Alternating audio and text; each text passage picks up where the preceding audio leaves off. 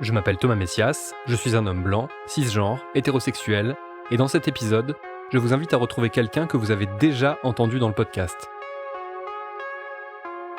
Vous écoutez Mansplaining épisode 99, Timothée Chalamet, Tom Holland, Harry Styles, qui pour nous délivrer de la masculinité toxique. Un podcast Slate.fr. Après avoir parlé ensemble d'asexualité dans l'épisode 77, j'ai eu la joie de discuter de nouveau avec Aline Laurent-Maillard, qui publie ce 12 octobre un livre intitulé « Libéré de la masculinité » et dont le sous-titre devrait vous intriguer. Comment Timothée Chalamet m'a fait croire à l'homme nouveau. Un ouvrage riche, drôle, qui conjugue questions de genre et pop culture, bref, tout ce qu'on aime. Et puisqu'il faut bien commencer par le commencement, j'ai d'abord demandé à Aline Laurent-Maillard de me raconter son premier souvenir lié à Timothée Chalamet, cet acteur franco-américain qui n'a réellement explosé qu'il y a environ 5 ans. C'était quand Call Me By Your Name est sorti aux États-Unis. Et j'avais l'impression que dans toutes les podcasts, toutes les émissions, tous les sites internet de culture, tout le monde parlait de ce film et parlait de cet acteur et de son personnage et de la pêche et de tout plein de choses. Et j'étais là genre, waouh, mais genre vraiment dans ce film, il y a tout ce qu'il me faut. Il y a de l'Italie, il y a une romance gay, il y a un acteur qui a l'air absolument incroyable. Et donc, j'étais très, très excitée de le voir. J'avais entendu plein de blagues à cette époque sur Timothée Chalamet. Et voilà, et j'ai vu le film quand il est sorti en France, je crois 6 mois plus tard, si je me trompe pas. Et j'étais là genre, ok, c'est définitivement ma came.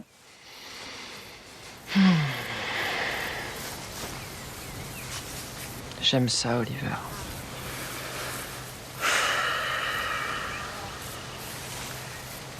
Quoi? J'aime tout ça.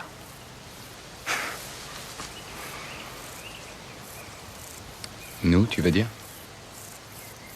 Ouais, c'est pas mal. C'est pas mal. Très vite, Aline Laurent-Maillard a commencé à développer une sorte d'obsession pour le film, et en particulier pour son jeune acteur. J'ai été obsédée par ce film. C'est ce que j'explique dans mon livre. Ça m'a fait penser aux nanas de ma classe qui est allée voir 10 fois le film des Spice Girls quand j'étais en CM2. Et ben là, c'était exactement la même chose. Je suis allée le voir 5 fois, je crois, en une semaine, quoi. Et en fait, du coup, ça s'est déplacé sur Timothée Chalamet parce qu'en faisant mes recherches, j'ai commencé à le découvrir, lui, dans la façon dont il se présentait dans les interviews, son histoire, ce qu'il renvoyait. Et je me suis dit, putain, mais il a l'air juste tellement cool, tellement sympa. Il est rigolo, il est humble, il se marre. Ça a l'air d'être un gros fan. À chaque fois qu'il passait sur un plateau télé, il était complètement fan des gens qu'il rencontrait. Enfin, j'ai envie d'être pote avec ce mec, quoi. Et en même temps, il est sexy. Voilà. Personnellement, je n'ai aucune passion particulière pour Timothée Chalamet, mais je trouve qu'il a une gueule d'ange qui peut effectivement le rendre très attirant, très attendrissant, ou peut-être un peu des deux. Mais Aline Laurent-Maillard n'a pas la même grille d'analyse que moi, et en profite d'ailleurs pour me rappeler une comparaison qui avait été faite entre le visage de Chalamet et celui d'un polémiste télévisuel devenu candidat d'extrême droite à la présidentielle. Et oui. Et donc oui, il y a eu un mème très drôle qui repasse souvent, où il y a 2 photos. Une photo de Chalamet à côté d'une photo de Zemmour, et c'est flagrant. Il a un visage hyper atypique, en fait. Juste quelqu'un qui aurait pas son charme, avec le même visage, serait peut-être catégorisé moche, quoi. C'est ça qui est très intéressant. Il a un visage très atypique, et c'est vraiment son sex appeal qui repose sur la façon dont il bouge son corps. Mais justement, pour Aline Laurent-Maillard, c'est cet aspect atypique qui fait que la chalamania, nom donné à la frénésie qui entoure Timothée Chalamet, existe. Ce corps assez frêle, cet aspect juvénile, ça lui a d'ailleurs rappelé un autre acteur qui s'est fait connaître dans les années 90, notamment en jouant Roméo et en coulant avec le Titanic. On a toujours l'impression que c'est les mecs musclés, les Chris Hemsworth, les Brad Pitt, etc., qui sont les beaux gosses du moment, que tout le monde adore, etc. En réalité, ce qu'on voit, et j'en parle dans mon livre, c'est que toutes les manias qu'il y a eu ont été plutôt dirigées vers des mecs plutôt féminins. Par exemple, si on prend le dernier en date, vraiment, c'était Leonardo DiCaprio. Léo, il était, en tout cas à l'époque, il était très jeune, il était normalement mince, il était pas très musclé, il avait cette petite blondeur enfantine. Et en fait, quand on regarde un peu comme ça l'historique, on se rend compte que oui, les mecs avec des muscles sont considérés comme des beaux gosses, mais ils déclenchent rien de particulièrement fort. La carrière de Timothée Chalamet est encore assez courte, mais on peut déjà distinguer 2 périodes. L'une au cours de laquelle le cinéma indépendant lui a confié plutôt des rôles de beaux gosses, et l'autre, entamée il y a peu, qui a fait de lui une réelle star d'Hollywood en même temps qu'un potentiel sauveur de l'humanité, et tout ceci malgré son absence criante de biscotto. Et quand il a commencé à être casté pour Dune, et que là, il a pris le rôle d'un sauveur de l'humanité, c'est là que j'ai compris qu'il y avait vraiment quelque chose qui était en train de se passer, parce que c'est jusqu'à présent un rôle qui était toujours réservé aux mecs à muscles, à la mâchoire carrée, les épaules carrées, etc. Comme si le fait d'avoir des muscles était une condition sine qua non pour sauver la planète, pour être un sauveur, pour être un leader. Et Chalamet, avec son rôle dans Dune, il prouve que non, en fait, on le sait très bien, hein, ça fait quand même pas mal de temps que les muscles ne sont plus nécessaires dans la société. Pour sauver la planète, il faut juste être un petit peu smart et savoir diriger un vaisseau ou hacker un ordinateur. Un air de défi dans le regard, comme son père. Laisse-nous. Tu dois faire tout ce que la révérende mère exige. Vous congédiez ma mère dans sa propre maison. Approche. À genoux. Comment osez-vous user de la voix sur moi? Message à tous ceux qui pensent qu'ils ne rencontreront jamais le succès, qu'il soit sentimental ou non, tout cela parce qu'ils sont le contraire d'une masse de muscles. Timothée Chalamet est justement là pour vous prouver que vous avez tort, et pour vous signifier, au besoin, à quel point la gentillesse est devenue sexy. C'est pas le premier acteur maigrichon. C'est pas le premier acteur avoir une certaine sensibilité féminine, à se montrer hyper gentil, à vraiment se montrer comme un anti-bad boy dans l'histoire du cinéma, loin de là. Mais c'est la première fois que ça a été vraiment valorisé et que ça a été vu comme quelque chose de sexy. On en revient vraiment à ce côté sexy, c'est que jusqu'à présent, on était gentil, mais on n'était pas sexy. Comme Tom Hanks, par exemple. Et lui, il montre qu'en fait, non, ce que veulent la société maintenant, alors essentiellement les mecs queer et les femmes et les personnes non binaires, mais c'est quand même intéressant de voir que ce que ces personnes-là veulent, en tout cas une partie de ce que les femmes, hommes queer, etc. veulent, c'est quelqu'un qui soit gentil. Je sais que tu nages super bien. Je viendrai t'encourager à ta prochaine course, t'es d'accord? Ouais? D'accord. Est-ce que ça te fait bizarre de me revoir? Ou non? En fait, au début, un peu, oui. Ok. Je croyais que tu serais différent, mais t'es toujours le même vieux Nick. J'en profite quand même pour préciser que si être gentil c'est sexy, ça ne signifie pas pour autant que les personnes qui vous intéressent sexuellement ou sentimentalement soient contraintes de vous accorder leur faveur juste parce que vous avez été gentil avec elles. D'ailleurs, ça ne veut pas dire non plus qu'en réaction, vous devez vous transformer en vilain mec méprisant parce que finalement vous pensez que ça marchera mieux. Oubliez une bonne fois pour toutes ces histoires de friendzone, les choses ne marchent pas du tout comme ça.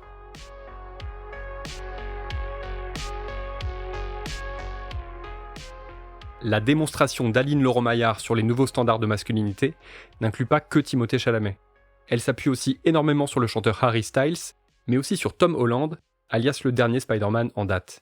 Un mec à la réputation de vrai gentil, qui s'est certes musclé pour jouer les super-héros, mais qui semble s'affranchir très naturellement de certains codes liés à la virilité. Par exemple, il assume totalement d'être plus petit que sa compagne, la géniale Zendaya, qui mesure 5 cm de plus que lui. Ça devrait sembler tout à fait anodin, mais dans un monde où les hommes sont censés être toujours plus grands que les femmes, ça ne l'est absolument pas. Mais les choses ne s'arrêtent pas là. Quand il danse notamment, il y a quelque chose de très féminin qui s'exprime et il a fait une émission dans laquelle il a dansé sur Rihanna et en face de lui, il y avait Zendaya. Et c'est hyper marquant à quel point il essayait pas de parodier la féminité, donc il était habillé entièrement en cuir en train de danser. Pour lui, c'était pas une parodie, il était vraiment en train de faire Rihanna. Et c'est ça qui est hyper intéressant, c'est que pour lui, le féminin, c'est pas une blague. C'est pas quelque chose d'inférieur dont on doit se moquer, dont on peut se moquer. C'est quelque chose qu'il a l'air, en tout cas, de vachement respecter. Et d'ailleurs, c'est intéressant aussi de le rappeler que lui, à la base, sa formation, c'était de la danse. Et je pense qu'il y a quelque chose comme ça où peut-être que quand tu fais des activités vues comme aussi féminines, ça te décale peut-être aussi le regard sur ce qui est féminin. Peut-être que j'exagère complètement, je ne sais pas du tout ce qu'il se passe dans le cerveau de Tom Holland, mais j'aime en tout cas imaginer qu'en ayant fait de la danse, ça lui a permis de réaliser que le féminin n'était pas moins valide que le masculin. C'est bête à dire, mais Timothée Chalamet, par la façon dont il sillonne les tapis rouges, et notamment par les vêtements qu'il porte, contribue à pousser les jeunes hommes à ce qui est censé être purement féminin, et donc à rejeter certaines injonctions liées à leur statut d'homme. En se réappropriant la mode et en se réappropriant la mode de façon féminine. C'est-à-dire pas juste comme on a pu le voir ces 20 dernières années en commençant à mettre des cosmétiques, en dépensant de l'argent dans ses vêtements, etc. Mais vraiment en exprimant une certaine féminité, une certaine finesse dans ses goûts vestimentaires. Timothée Chalamet et les nombreuses autres personnes qui font de même, en fait, notamment dans les communautés queer, libèrent quelque chose dans le sens où ils montrent que un homme a le droit d'aller piocher dans des choses qui ont été jusque-là limitées au féminin. Et ils disent, voilà, en fait, ce qui est féminin n'est pas si nul que ça, voire même c'est cool, et il n'y a aucune raison que je m'empêche d'aller faire ça. Alors attention, il ne faudrait pas qu'on mette quand même trop de charges sur les épaules de ces jeunes mecs, ni qu'on se mette à en faire des sortes de messies, des nouvelles masculinités. D'ailleurs, Aline Laurent-Maillard s'en garde bien. Ne pas être aussi intéressé que ça par Timothée Chalamet en personne, mais davantage par ce qu'il représente. Autrement dit, un autre acteur au profil similaire aurait tout à fait pu contribuer à faire vivre le même courant. On peut pas dire, c'est Timothée Chalamet qui va sauver le monde, c'est Harry Styles, Tom Holland, etc. Faut pas leur donner plus de pouvoir qu'ils n'ont réellement, mais ça peut aider à amplifier, je pense, un mouvement qui a lieu à l'heure actuelle. Ce qui est certain, c'est que la génération Chalamet-Holland crée une rupture avec celle des Brad Pitt, Johnny Depp et Tom Cruise, acteurs emblématiques qui furent tous rattrapés tôt ou tard par des histoires sordides, faites de violences physiques et ou psychologiques. Même si évidemment, rien ne dit que Chalamet, Holland ou Styles resteront éternellement des modèles quasi irréprochables. De voir à quel point pratiquement tous les acteurs ont déconné, quand je dis déconner, c'est genre très gentil comme terme, ça crée une méfiance. Ça crée une méfiance. Et là, et c'est aussi pour ça que je pense que des acteurs comme Tom Holland et Timothée Chalamet plaisent, c'est que il y a un ras-le-bol en fait de ces hommes parfaits, au corps parfait, carré, épaules, mâchoire, tout ça là. C'est difficile de faire confiance encore à ces archétypes de la masculinité parce qu'on les a vus tellement souvent qu'ils cachaient derrière des choses qu'on n'avait pas envie de voir, qu'on n'avait pas envie de glorifier en fait. Et donc je pense que en se positionnant extrêmement loin de ces modèles, en se positionnant comme un peu l'inverse de ces modèles, et particulièrement des bad boys, comme Johnny Depp, ces acteurs, ils nous rassurent. Et je pense que c'est pour ça qu'ils ont autant de succès. Comment faire encore confiance à des acteurs, entre guillemets, parfaits, quand on a vu ce qu'ils cachaient derrière, en fait? Vous vous souvenez du sous-titre du livre « Comment Timothée Chalamet m'a fait croire à l'homme nouveau ». Eh bien, l'essai d'Aline Laurent-Maillard est exactement à l'image de ce sous-titre. Non, notre invité n'a pas la naïveté de penser que Timothée Chalamet, même accompagné par Tom Holland, Harry Styles et quelques autres, va changer le monde et permettre d'éradiquer le patriarcat. Car évidemment, c'est hélas beaucoup plus compliqué que ça. Ça va pas disparaître, le patriarcat, avec Timothée Chalamet et Tom Holland. Ça va peut-être juste permettre à certaines personnes en couple d'avoir des meilleures relations de couple, à certains hommes d'être mieux dans leur peau, à certaines femmes de moins souffrir du patriarcat. Mais foncièrement, tant que l'idée, en règle générale, qu'il y a des personnes qui sont supérieures à d'autres, qui valent plus, qui ont le droit à plus, donc j'intègre aussi tout ce qui est les dynamiques de racisme, grossophobie, handiphobie, etc. Les choses ne vont pas changer. En fait, la seule façon de faire tomber le patriarcat, c'est de faire tomber l'idée qu'il y a des personnes qui sont supérieures aux autres. Et pour ça, ça va pas juste être parce qu'il y a un acteur qui montre qu'il est sympa à la télé. Il faut vraiment qu'il y ait quelque chose de politique et de structurel. Il faut qu'il y ait une prise de position. Il faut que tous les mecs se mettent à s'engager politiquement, à faire des choses, à dire non aux blagues sexistes au travail, à demander d'avoir un congé paternité égal, à aller travailler dans les métiers du care, à demander à ce qu'il y ait des quotas pour les métiers du care, pour que les hommes soient aussi présents dans la vie des enfants quand ils sont petits que les femmes, pour qu'il y ait un rééquilibrage en fait qui se passe. Il y a plein de choses qu'on peut mettre en place de façon politique, collectivement, qui pourraient permettre d'accélérer la chute du patriarcat. C'est bien d'avoir des modèles, c'est hyper important, et notamment ce que je note, c'est aussi les histoires d'amour et les personnages dans les séries, où on n'a plus le nice guy à la Ted Mosby de How I Met Your Mother, qui en fait est hyper égoïste et selfish et un peu toxique, où on a des vrais nice guys, et on a des vraies relations égalitaires, hétéro, romantiques, qui sont en train d'ouvrir des imaginaires, et ça c'est hyper important qu'on arrive à penser le couple en dehors du schéma abusif de autant on emporte le vent, etc. Mais ça va pas suffire, c'est le début en fait, c'est la condition sine qua non. Mais après, il y a le vrai travail, il y a le travail politique et collectif à faire. Libéré de la masculinité d'Aline Laurent-Maillard est disponible dans toutes les bonnes librairies depuis le 12 octobre. C'est aux éditions Jean-Claude Lattès.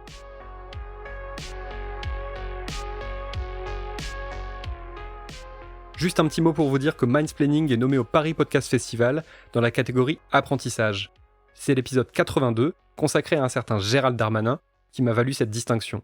Alors j'en profite pour faire plein de high five à ma réalisatrice Aurélie Rodriguez, aux pros du montage Mona Dolahaye et Victor Benamou, ainsi qu'aux boss Christophe Caron et Benjamin Septem-Ours. Ah, et j'ajoute que par conséquent, Mansplaining est aussi éligible au prix du public, et que si vous voulez voter, c'est possible jusqu'au samedi 22 octobre à minuit. Vous allez sur paris-podcastfestival.com, vous cliquez sur le bouton Voter pour le prix du public, et vous choisissez le podcast numéro 4, c'est-à-dire Mansplaining.